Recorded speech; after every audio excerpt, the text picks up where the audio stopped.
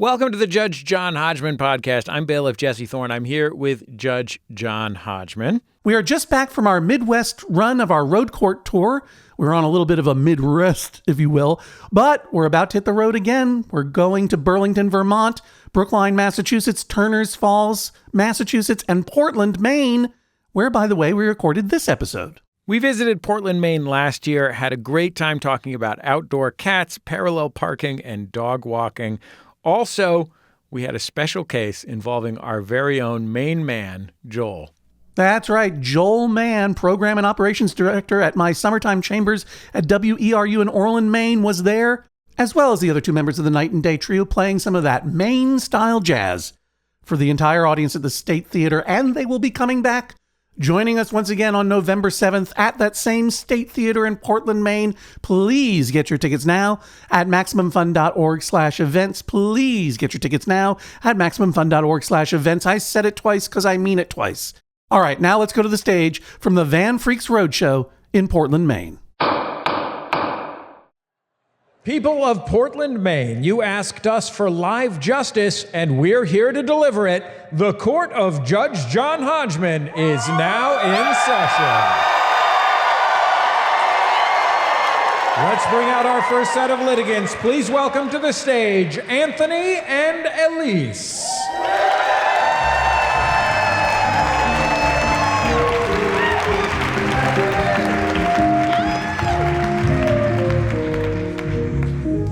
Tonight's case, toxoplasm motion to dismiss.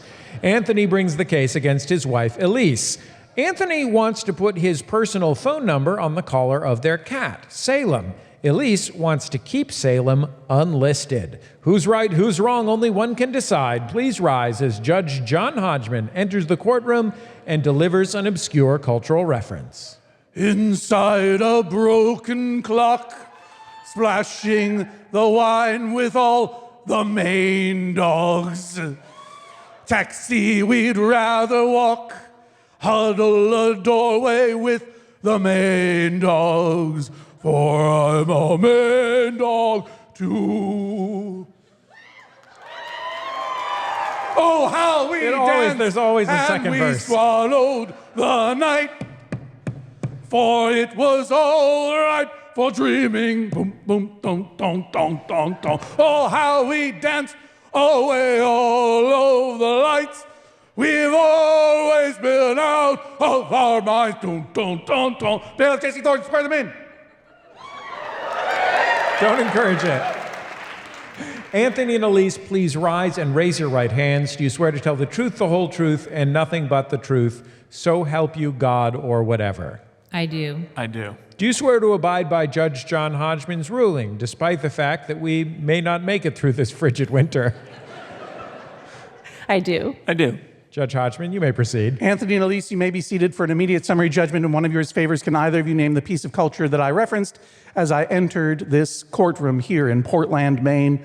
Elise, why don't you guess first? I want to say it's cats. I just want to put it out there. I feel wanna like say it's it's appropriate. cats? I want to say it's the... You want to say It's cats. The musical cats? The musical cats. The musical. Not just cats in general. I was Ooh! actually Can I put in cats in general? sure. Cats in general. That's just the animal, It cat. covers a lot of ground. Yes. It's probably is a wise, Any cat. very interesting strategy. Cats. What about you, Anthony?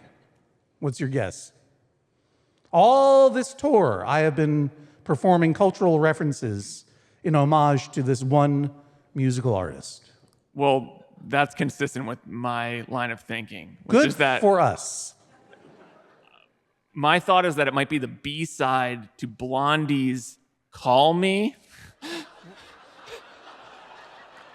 Our lines are inconsistent, actually. Come on. You're wearing a little black beanie. You know this. No? You're wearing checkered Vans. Well, all right. All guesses are wrong. Although the idea of songs by cats performed by Tom Waits is very intriguing to me. I'd like to hear the songs of Tom Waits performed by MC Scat Cat from Paula Abdul's Opposites Attract video. One step forward, two steps back. I should have shouted it out. In any case, that was the Tom Waits song Rain Dogs from the album Rain Dogs as interpreted by me. I made a little change. I changed rain to Maine because that's where we are. John's version. Yeah, and it wasn't about cats, it was about dogs. I kept saying dogs in the song. Yeah. If I were you, if you had said dogs in general. You've never changed the lyrics to anything you've ever used as your cultural reference. Are you gaslighting me?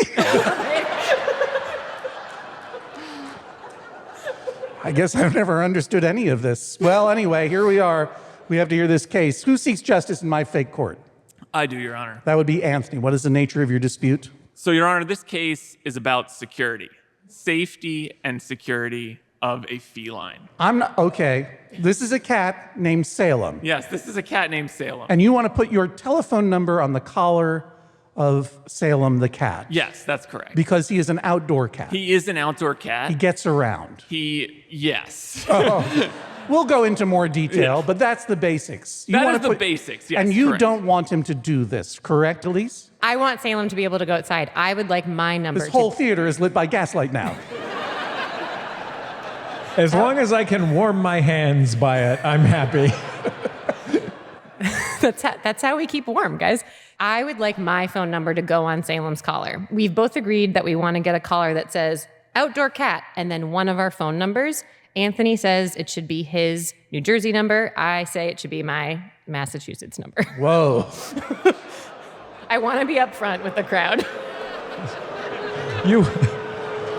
You want people that find the cat to believe that it's on an incredible journey? Or that it's buying up property to turn into Airbnbs.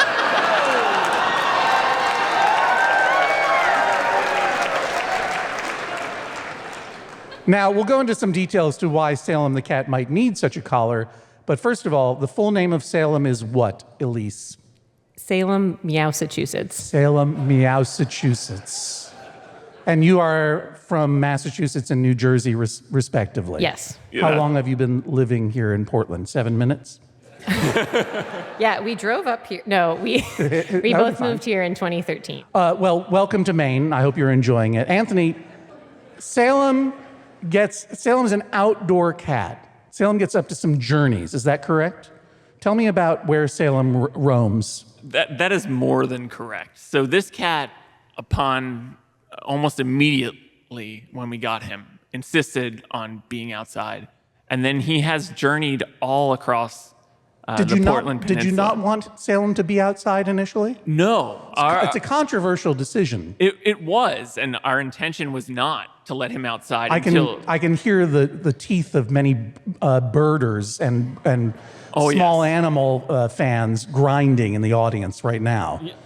But Salem wanted to get out. He did, and he wanted initially to go to Portland Glass Company, which is on Congress Street. Is this a business that you own that you're buzz marketing? No, not at all. In fact... They are very nice, though, about this in particular. We have never used them for the glass services, just the pet sitting. Yeah. Do they replace windows or do they blow glass? No, they replace windows. They replace windows. At least as far as I can tell. Okay, yeah. Right. I mean, maybe you should put a little camera on Salem and see what they're up to over there. Yeah, perhaps. So Salem likes to, how far away is the Portland Glass Company? As the crow flies or the cat wanders, perhaps 300 yards from our backyard. Oh, okay. Yeah. All right. It's not too far. How did you discover that Salem was hanging out with other people? They would call me because Right. my number is the number on the little hang tag that he Got a little currently hang has, tag yes. right now. Okay, I got you. Yeah. And where's the weirdest place that Salem has ever ended up? Weirdest place is probably Sacred Heart Parish. He was on the altar, and this is a black cat. The deacon called me and said, Sunday morning. Sunday morning. Sure. I get a call from the deacon. This is the deacon of Sacred Heart Parish. Your cat Salem is here. Right. I said, well, is he outside? Oh, no, he's inside. Yeah. I said, where? They said, well, currently he's on the altar. Right. I could not have grabbed my keys faster to try to capture a photo of this black cat on the altar. Did you manage it? No. I would think that we would have that photo. He if was it's too true. busy wandering through the pews getting pets from the nice folks. From the congregants. Yeah. Yes, absolutely. He's the best. Yeah. Salem was getting pets from the congregants and converting them to Satan's army. We can only hope. Yeah. I would imagine we would have a photo of Salem on the altar if you had captured it, but you did capture a video. That's Is that correct. Now, we can't show the video here in the State Theater, so I need you to describe it. So I used to work for Maine Medical, and I had a couple of friends who worked for security. And they had met Salem. He had come outside the hospital. And one day I got a text message of closed circuit television, which showed a doctor walking down the hallway texting. Well, Just- hang on one second. I have the video. I'm going to show it to Jesse Thorne, and maybe he can describe exactly what he sees in a non-biased way. Very fair. So this looks like a phone recording of a security display. Correct. Is what I'm looking at. If you imagine like the movie Sneakers or something. And the cat it's a hospital, and the cat is having a little, is going around. Everybody's like, whoa. The cat just walking. Like, do you remember that footage of the Senator Josh Hawley running away? Running across a hallway, running away from the army of lunatics that he unleashed?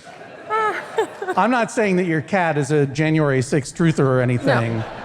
But I am saying it's very, if you imagine a hospital hallway and a cat just suddenly walking across the hallway into one of the examination rooms. There's also like presumably a nurse or someone that works and chasing the cat going, So this has become an issue, and so you've decided you want to give Salem a collar that says outside cat. Why do you need to feel the need to advertise that in particular? So people call the number on the collar all the time. On the tag. Yeah, on Right. the tag now Right. all the time because it doesn't say outside cat. And for whatever reason, they assume that he's lost. And Right. so I have to have that Yeah, conversation. why? I mean, it's bizarre Continuously. that if you were working in a hospital trying to perform surgery Hold on. and a cat came in, be like, oh no, don't worry about it. It's an outside cat. It belongs here. That cat's not lost. It's fine. it just wants to spend some time with Christ. Yeah. Your Honor, he has actually, since he's stopped going to Portland Glass, the hospital, he has frequented some corner stores and bodegas. But Sure, that's where cats belong. it's not that. It's really people on the street. So people have gotten used to him. Holy Donut he's a regular there. They just send him on his way. Sure. It's folks, I think, visiting often who are very worried to find a cat who approaches them running. He will run right. towards people. Yeah, ignorant people from away. No, they just haven't seen him yet. And Sure. he's very those loud. tourists and newcomers who moved here in 2018 rather than 2017. Look, I'm a monster. I am a monster. I don't live here all the time. I'm like you, a terrible person. He has a very specific meow. Let me hear it. I can't top that. Wow. That is really accurate. So Salem the Black Cat is wandering around Portland alarming people who don't know that this cat is not a witch, but is in fact just a cat. Yeah, so if you're familiar with the film A Nightmare Before Christmas, the cat alarm in that film is very similar to the noise Oh, that sure. he's made. Yeah, go ahead, do it. Yeah. I don't know if I can. From Henry Selick's A Nightmare Before Christmas. That one. Yeah. That. Do it again, because I talked over you. All right, now do it again just because it's fun.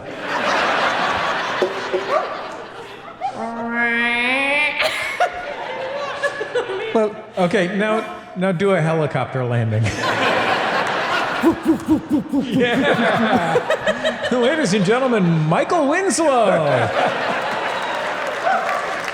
Okay, so you want the collar to announce that this cat is knowingly outside on purpose. Correct. That this is the cat acting upon its own will, and no one should be worried. Yeah, But if they are worried, they should call someone. Right. And you believe that they should call you Anthony. That's correct. And they have been calling you. They have been calling me, yes. So what is Anthony doing wrong, Elise, on these calls, such that you want to put your own number on there?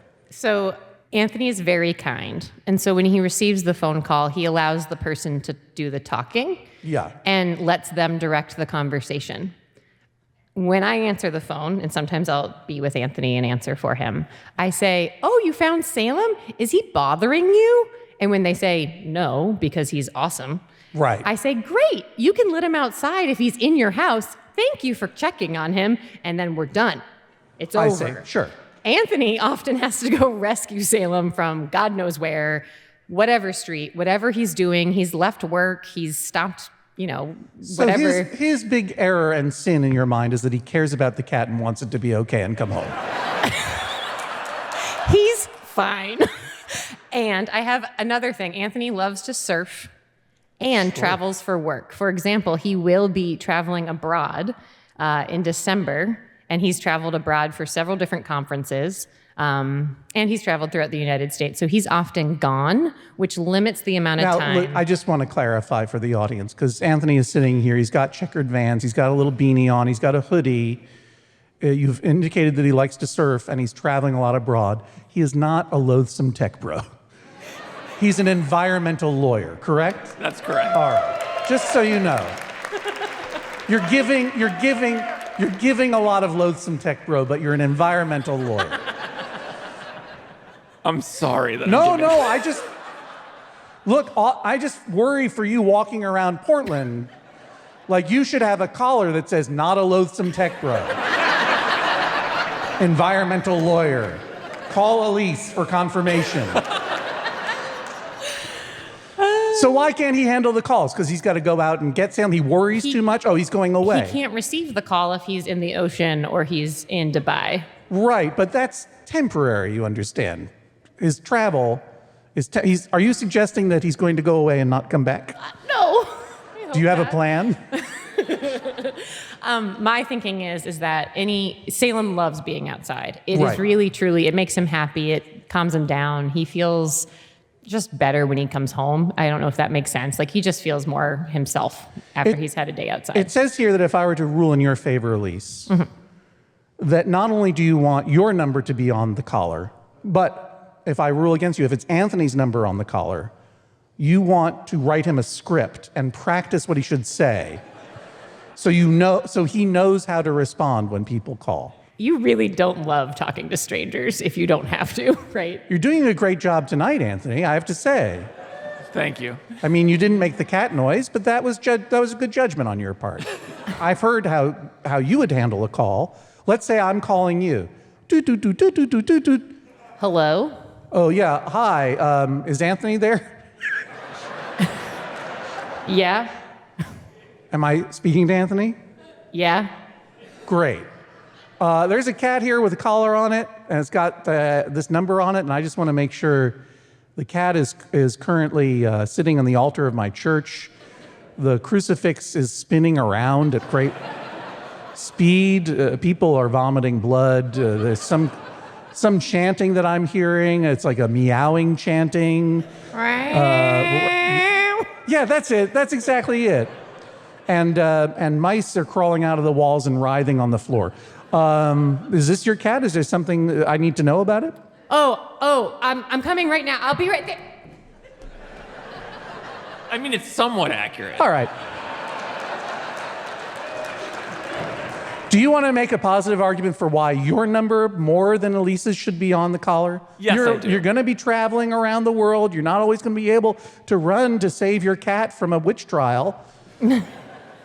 I understand there are moments in time, discrete, where it makes more sense because I'm not here in Maine. But most of the time, my job allows me to actually show up and pick him up. And there have been times where... But Elise is saying he doesn't need to be picked up, right? But there have been times where he needs to be picked up. So let me just give a few examples. In more than one instance, people have brought him into their homes. Yeah. And then at least intimated that they might not return him Sure. during the phone call. Well, because they're under hypnotic power. Right. Or they're overly concerned about him being outside or whatever it may be. That might result in them saying, well, I'm just going to keep him for a while, which is Has that happened, or is that... That has happened, Oh, although I see. I've convinced the person to allow me to come and take him Sure. from them. But at least her job would not allow her to leave in the middle of the day to do that kind of thing. We've had another person tie him up to a pole outside, which for a cat is very traumatic. What is happening in Maine? Yeah, I don't know. Are you anxious for Salem's safety? I mean, not just from human intervention, but there are cars, there's other misfortune that can befall an outdoor cat. I'm not anxious for his safety with respect to cars or other things that might be out there because he is a very savvy operator when he's outside. In fact, so savvy that this is part of the problem. Right. That he is able to manipulate humans into feeding him, bringing them into their abodes, petting him. So he's less at risk from cars and more at risk from Portlanders who think they know better about how your cat should be raised. Correct. That sounds about right. Yeah. Okay. I think I've heard everything I need to in order to make my decision. I'm going to go into my chambers. I'll be back in a moment with my verdict. Please rise as Judge John Hodgman exits the courtroom. Anthony, how are you feeling about your chances? Not good. Why is that? I think I haven't come across as the most sympathetic person in this interaction. I think you're adorkable. Yeah. Babe, you seem very sympathetic to me. You don't want me to have to worry about it, and sympathetic to the cat who you're worrying about. So, Elise, stop trying to curry sympathy. Elise, how are you feeling about your chances? good. I also did ask for a verdict that feels okay to me. I want to support Anthony doing this, and I guess some of it comes from just wanting to be able to help more with the cat. So I feel good. I think that him being stuck in the ocean or class or another country is helping my case a little bit. Well, we'll see what Judge Hodgman has to say about all this. Please rise as Judge John Hodgman re-enters the courtroom and presents his verdict. Anthony, I have a tremendous amount of sympathy for you. You obviously care for this cat, and you should have a measure of care because Salem is out in the world. Look, it's a somewhat controversial decision to let your cat roam free outside.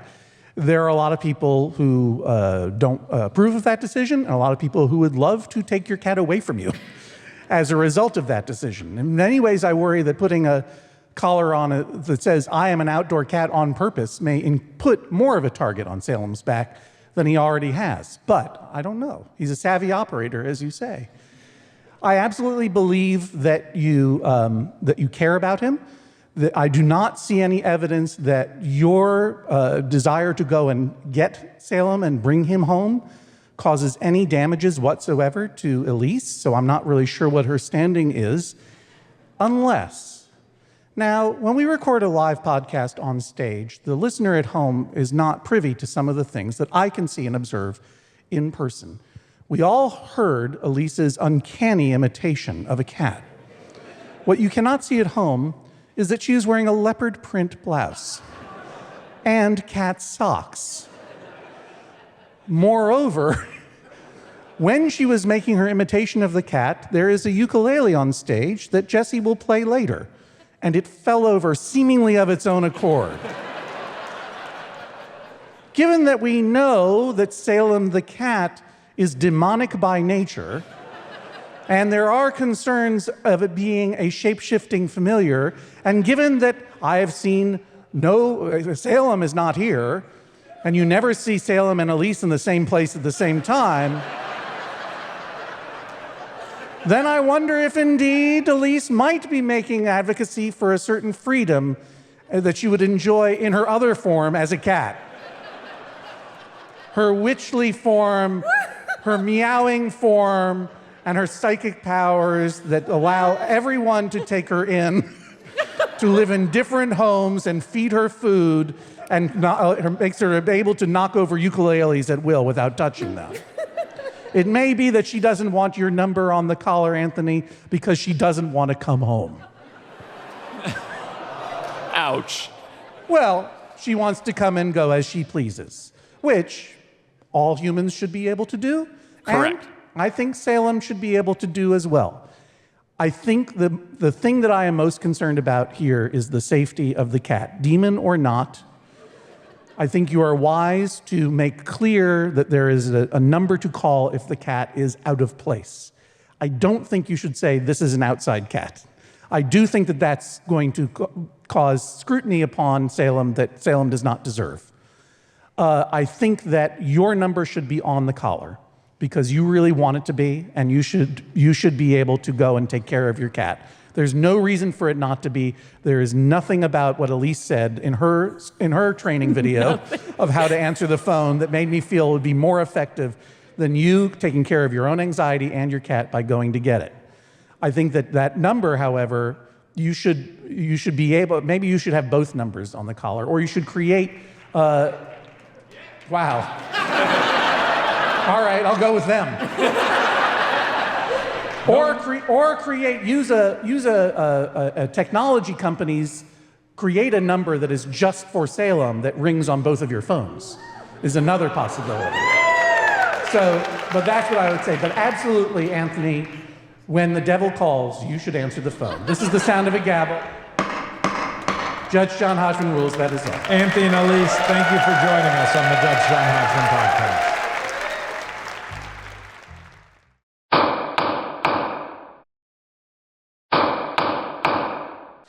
Anyway, we're going to hear a few cases very quickly. Joel, will you be here to comment if you have any insights to lend? I will. Okay, very good. Let's put 15 minutes on the clock. Jesse Thorne, when you're ready. 9-Day Jazz Trio, when you're ready. Why don't we welcome the first litigants? Please welcome to the stage Emily and Brendan.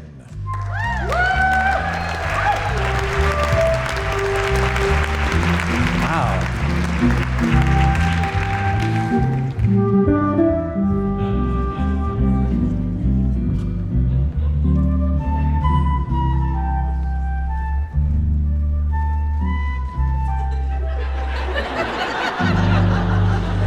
Thank you very much, 9-Day Jazz Trio, especially. They had to play a little longer while we adjusted the microphone stand for the gigantic man who is standing to my right. I think we had to send out for an extra tall microphone stand during that that break there. I think that's 2 microphone stands taped together. That's exactly right. I also think that's one man sitting on another man's shoulders. That's right. It's true. I was thinking of exactly so, wearing an extra long LL Bean pullover, trying to sneak into the movies. So, Brendan and Emily, who seeks justice in this court? That would be me. Emily. And Yes. Are either of you from Maine? No. Okay. I'm sorry. Where are you from originally? Originally from Minnesota. Minnesota, okay. Yeah. You obviously moved here for the consistent weather. Absolutely. And you and Brendan, where are you from originally? Nashville, Tennessee. Nashville, Tennessee. Cool. What brought you here to Maine? We're in our medical residency at Maine Med. So Oh, excellent. Yeah. You ever see a cat wandering around? Not yet. Okay. Looking forward to Keep it. an eye out. You know who to call. Who seeks justice in this fake court? I do. All right, Emily, Yes. what is the nature of your dispute? Yeah, so Brendan and I live fairly close by in downtown Portland, and we park on the street. And we usually have to parallel park to do that. And it's kind Have you of ever heard of that, Joel? difficult. Parallel parking? You can't do it. No, right. Not terribly common outside of Portland, I would imagine. Yeah, that's fair. You know, I believe, Jesse, that kids growing up in Maine who get driver's licenses don't have to learn how to parallel park. Is that really true? I think that's true. Should be true. You know what? You guys should write a letter. Okay. Yes. So, but you, being from Minnesota, you love to parallel park. I weirdly do love to parallel park. It can be kind of difficult to find a place near our apartment. So it takes, I don't know, like sometimes up to 10 minutes for us to try to find a spot because it's difficult to find. But your issue is not with the city of Portland. No, sorry. Your dispute is with Brendan because he won't let you parallel park. No, so when I'm driving and I see a tight spot, Right. I usually just go for it and it works out pretty well. But if Brendan's the one driving and he sees that same spot, he'll pass it by and won't try. And I would like to be able to switch drivers so that I can try to parallel park. He's a less confident parallel parker Exactly. than you are. It's not the very ability, true. it's the confidence. Right. But I Yeah. mean, you could appreciate why, his sense of spatial relations might be skewed. I never I don't think he's seen the ground since he was 7 years old. But I'm pretty amazed that you're getting any spots at all, given you must be driving around in a double tall Sprinter van. What kind of car do you drive, Brendan? I'm sorry to keep talking. How tall are you? I'm 6'10". Wowie zowie. Yeah, so it's very solidly in the 99th percentile of height. We drive a Kia. You've obviously got that stat memorized. We drive a Kia Soul, and it works pretty well. It's Yeah. got some headroom. My legs, I squeeze them in there. So Brendan, let's say you and Emily are driving home and you're looking for a parking spot. Walk me through what's happening. Why are you giving up spots that Emily thinks you can get into? Is she wrong or are you wrong? I think that she wants to stop and do this because I'm getting progressively frustrated as we're not finding a spot. But she thinks you are finding spots. She thinks we are finding spots. I think I have a good grasp on what a good spot is, even though she is the superior parallel parker, and that her solution would not be any more efficient than driving to the next spot that we could find. That is, Her solution being, get out of the damn car and let me let's park switch here. drivers. Yes, exactly. Has she ever crunched another car while parallel parking? Not that I know of. Not that you know of, no. She's confident over here. I'm pretty good. Do you ever let her parallel park? Have you ever When switched she's- before? We have never switched before. no. Right. But when she's driving and she parallel parks, do you feel nervous? Not at all. No. She's got it. Yeah, she nails it every time. Yeah. So why won't you just switch places with her and let her park? I don't think it would be efficient to switch, like stopping on a road. Judge and Hodgman, switching. I have an idea here. Yeah. Do you mind? But I will be willing to perform yakety sax. And what I'd like to see is just how much time it takes you to get out of the car, go around the car, and switch places. Okay? Should we Are you ready? simulate it? Yeah. You have to I think you have to sort of pretend to sit down, right? So those microphones, take those microphones as your seats in the car. I mean, I would like you to crouch and make that Don't take funny. the microphones. I mean, you don't want them to hold the No, microphones. I want them to use that as an understanding of where their seats in the car are. Right. So here you are. Yeah, okay. You're driving. Great. You arrive at a spot.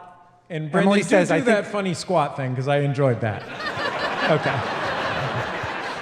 Okay, now... he's still taller than me. Look at this. It's incredible.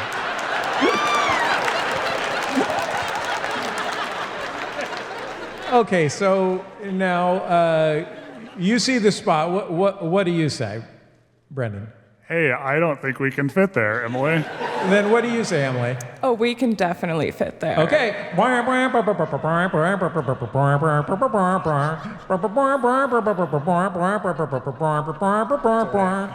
Adjust the seat. Yeah. The mirrors too. Yeah. Okay. All right. I'll say this. Much to my surprise, that exercise was actually useful to me in appreciating that it takes an extra amount of time, not only for Brendan to unfold himself and get out of the Kia Soul or whatever you're driving these days, but also that it will take Emily probably 30 to 45 minutes just to bring the seat forward in the car and to adjust the weirdly adjusted mirrors for this monster that you're in a relationship with. 30 seconds This tops. beautiful monster. I'm sorry. Perfect. I'm sorry. You know I love you. That said, you bring no empirical evidence that it would take more time to switch than it would be to find another parking space. And I believe it takes a long time to find a parking space. So I think you need to do it at least 5 times and get a little stopwatch and see exactly how long it takes. So you actually have some data to back up your claims. Until then, let Emily park the car. Thank you, Emily and Brendan. Please welcome to the stage Peter and Tatya. Peter and Tatya, welcome. Who seeks justice in my court? That would be me, Your Honor. Peter, and are you from the state of Maine? No. Okay. Tatya? No. No? Where did you meet? On Martha's Vineyard, I was working there, and he was I was living on Cape Cod. across the way. Those are both parts of the state of, the Commonwealth yeah, of we did Massachusetts. meet in Massachusetts. Yeah, right. Yeah. Interesting. All right. So, welcome to Maine. Peter, you are the one who seeks justice. Yes. What is the nature of your complaint? So our dispute is in regards to where it is and is not appropriate for a dog to be walked in our small coastal tourist town on Mount Desert Island. You live in Bar Harbor? Yeah, that's the one. Sorry, were you trying to keep it a secret? Yeah, that's fine. There's only so many Tatyas small in the town. world. So you have a dog. What is the name of your dog? His name's Buddy. Buddy. Yes. And you like to walk your buddy all over Bar Harbor, even places where Buddy shouldn't be? That's debatable. That's why we're here. Okay. But yes, I love to walk him all over. What kind of places is Tatya walking Buddy where you feel it's inappropriate? So throughout our neighborhood, there are a lot of varying, there's a variety of different lawn signs with varying degrees of specificity. This can range from a neon sign that says no poop and pee with a crossed out picture of a dog pooping and then a picture of a police badge and a security camera on it, all the way down to what I find to be the most tasteful, which is a demure little iron dog in the shape of a dog pooping. It says no emblazoned on it. And I think that if one of these... iron? Like wrought iron? Yeah, like a wrought it's iron either wrought yard or cast. decoration? I don't know which one it is. But It's a classy town, Bar Harbor. yeah, they're very small. They're like just a couple inches off the ground. But you see them if you're walking the dog. It's an enameled cast iron. It's a Le Creuset. My thinking is that if one of these signs exists, just don't walk the dog near the signs or on the lawn with the signs. It's better safe than But sorry. Tatya, you love those signs. You like to get right up near them. I take a sign at face value, right? So those metal signs with a dog pooping and it says no, that sign says no pooping. So I don't let Buddy poop on their yard, but like he can go sniff some grass. He can Nowhere in the rule book does it say a dog can't play basketball while shitting on this lawn. That's the hair we're splitting today in Bar Harbor. So if you don't want dogs on your lawn, why would you elect to purchase a sign that has a silhouette of a dog pooping? I feel like it's very unappealing to look at, but you bought it. Do you think the intention is please let your dog poop here? No, they don't want your dog to poop there, so I know when he's gonna go. You're walking Buddy on other people's lawns. No, we're on the sidewalk, and like he goes, 2 feet off the sidewalk into their... There is the pronoun. Look, I know that yes. property is theft and criminal, but it is the system that unfortunately we live in. Yeah. Yeah. So you believe that the rules don't apply to Buddy? No. I don't think that what they're trying to say is like no dogs on my lawn. I really think that people in that town, in Bar Harbor, like all winter long, they just let their dog poop on lawns and don't pick it up. Joel, you have a dog. Yes, I do. What's the name of your dog? Sweetie Pie. Sweetie Pie the dog. I got a picture of that dog. I'm going to show it to Jesse Thorne here if I can find it real quick. Sorry. Should have had this one queued up. Is it a nice dog? He's a miniature dachshund, long hair. Oh. I'm excited And he's a about boy this. named Sweetie Pie. Well, I'm a boy who's a sweetie pie. Oh, he is a sweetie pie. Here, I I'll wish I could share him with all of you. Where does Sweetie Pie go to the bathroom, Joel? On other people's lawns? Living room. That's very cute. Very cute. A classic Maine beach right there. That's right. Yeah. So have you ever been chased off a lawn before? Has anyone ever complained about Tatya, Peter? No, not to my recollection. No. Tatya, not something that happened in secret that you're withholding right now? No, Your Honor. So what would you have be rule, Peter? I would say just if there is a sign that indicates no dog, whether it's no pooping or any degree of anti-dog sentiment, to keep the dog off the lawn so that I don't have to have anxiety about it. Tatya, you know what these signs mean. You know what the intention is. They would rather not have a dog on their lawn. It's a really unclear sign then. That's all I'm saying. I will happily keep him off their lawn, but that's a bad sign if that's what you mean. There's so many other ones. In the neighborhood, there's a dog, the exact same silhouette that says, please keep off the grass. That's very clear. I will happily follow that. But the sign says no pooping. He's not pooping there. All right. Here's what I'm gonna say.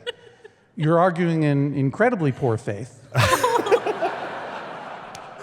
That's much like the arguments that people make about whether or not it's okay to go and refill your soda from a fountain machine in a restaurant, and they're like, is that okay? Is that okay? All you have to do is ask. Do you know what I mean? Like, you can find out if it's okay. I imagine if you were to knock on the door and say, can I walk my dog across your lawn? I know you got that sign there, but I'm going to do it anyway. Cool, because I said on stage in Portland that... But you haven't been chased off a lawn yet. And here's the thing. I'm going to allow you to keep doing this, even though it makes Peter very uncomfortable, and even though you're arguing in terribly bad faith, because I want to, when I come back to Bar Harbor, I want to see you getting yelled at. This confrontation is inevitable. I don't care enough about assholes who own property in Bar Harbor's lawns to do anything about it.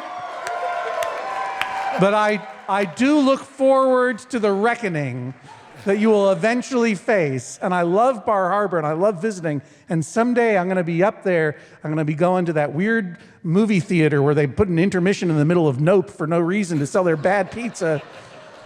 I'm going to be taking a little break and I want to see, I'm like, oh, there's Tatya. Oh, and she's being yelled at finally. And she's holding her own, I don't doubt. Maybe you'll win the battle. Maybe you're right. Maybe I'm wrong, but I want to see the confrontation. This is the sound of a gavel. Thank you, Peter and Tatya.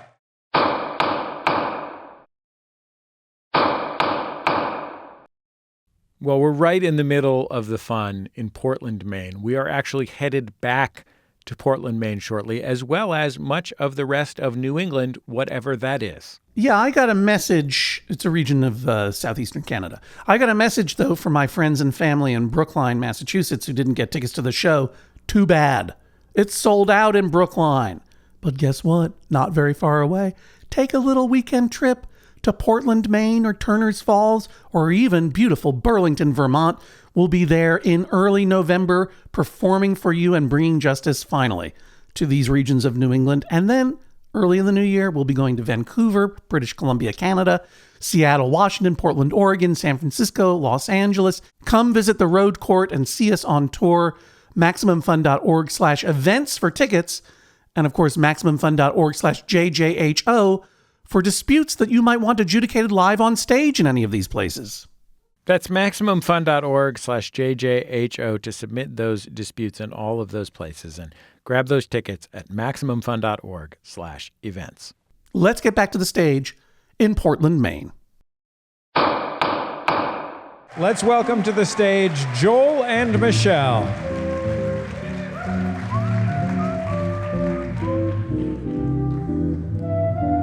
Hello. How are you, Your Honor? So it was Joel and Michelle. Joel. Okay. Should there be someone with you? Yes, sir. It says Joel and Michelle. Joel here. and Michelle? Oh. Hi, honey. Hi, honey. It's Joel Mann is the other litigant. Oh, no. Oh, no. Michelle, it's so nice to meet you. As many of you may know, during the summertime, I will go and record the Judge John Hodgman podcast in the solar-powered studios of WERU Community Radio, which you can listen to, and I often do, at weru.org, wherever you are in the world. Joel, you are the program director, operations manager, Yep. Everything. Joel's, okay, program director, let's say. What is it, Joel? Program and Operations Director. Oh, wow. PAOD. Right. Top job. Love Tough it. job. Yeah, Tough job. love it. Director of Scallop Procurement. Director of evening out the CDs on the shelf. So many CDs. While I was there over the summer, I met your son-in-law, Brie, Brie. from that region of France that I don't remember. I've not yet met his wife, your daughter, but it's nice to get to know another member of the family. You bring the case against Joel Mann. I do. How could you be angry at him? Come on. Oh, I'm not angry. Okay. Vengeful. What's the nature of your dispute? Well, for 18 years since we built our house, I've wanted not a fancy pool, just an above-ground pool for me and eventually our grandchildren and for my dog, Sweetie Pie. You want a swimming pool for your dog and your future grandchildren. And for my girlfriends so we can have cocktails and swim.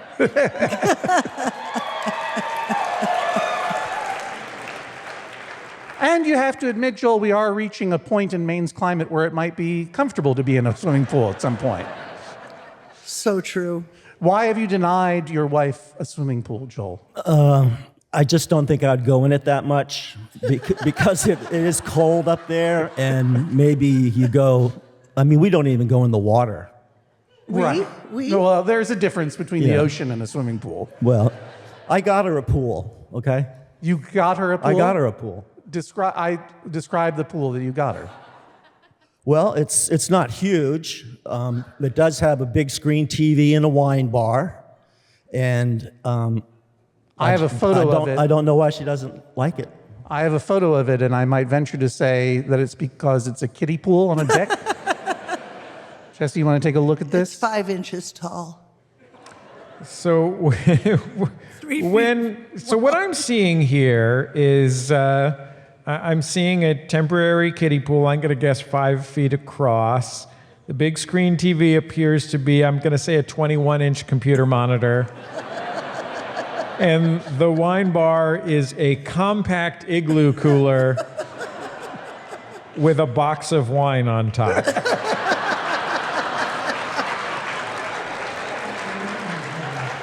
Sweetie Pie liked it. Yeah. There is, to be fair, a rubber lobster in there, which is fun. Sure. Very, very much on brand. I'm sure Sweetie Pie loves it a lot, but what about your other Sweetie Pie? How long have you been asking for a pool, Michelle? 18 years. 18 years. And I'm not getting any younger, so... Strange, I am. We don't really like to go to the beach that much and expose... No, why would you? I know where you live. Joel, do you think that Michelle's expectation of what she wants out of a pool is more grand than she represents? Oh, no, absolutely not. No. I just, I don't want to have to clean a pool, fill up a pool, empty a pool. Pay for a pool. Pay for a pool. Come on, how big a deal can it be to pay for this pool? You run a community radio station. Very true, very true. Spend a few of those jazz bucks. Yeah, maybe sell a couple old Joe Bird and the Field Hippies records, get some money for the pool that way. Can you make any argument whatsoever why I shouldn't rule in Michelle's favor? Obviously, she's been patient. Obviously, you love her. Obviously, Sweetie Pie and the future grandchildren would all be very happy in there. What about her girlfriends? Why not do it? Why not splurge? Really doesn't seem a good reason, does it? No, you better come up with one. It's cold in Maine. Yeah, I mean... We have friends who have one, and we go over there maybe 3 times a summer. I mean, you have about 3 days in the summer you can swim in Maine. Yeah, but you know that's going to change. I think prepare for the future. Get your wife a pool, Joel. Sorry. Thank you, Joel and Michelle. That's it for this episode of the Judge John Hodgman podcast. Thanks to Redditor King Stork for naming the case in this episode. You can follow us on Instagram at Judge John Hodgman. We're on YouTube and TikTok at Judge John Hodgman Pod. And speaking of Maine, I have to send a special thank you to Matt, who gave us a nice rating and 5 stars over at Apple Podcasts, saying, "Sorry to Buzzmarket, but I finally tried Moxie, and I didn't even have to go to New England, a region of the northeastern United States of America." Matt says, "It's not bad. Thanks, Judge John Hodgman." Thank you, Matt, so much. And if you, the listener, enjoy the show, why not leave a review over there on Apple Podcasts? You can also leave a review over there at Pocket Casts now. So if you're listening there, leave a review over there. And or why not share one of our YouTube episodes with a friend, or save and share our Instagram posts, hitting all those little hearts and thumbs ups, and especially shares on all of our platforms. Really does help people discover the show, and we're really grateful for it.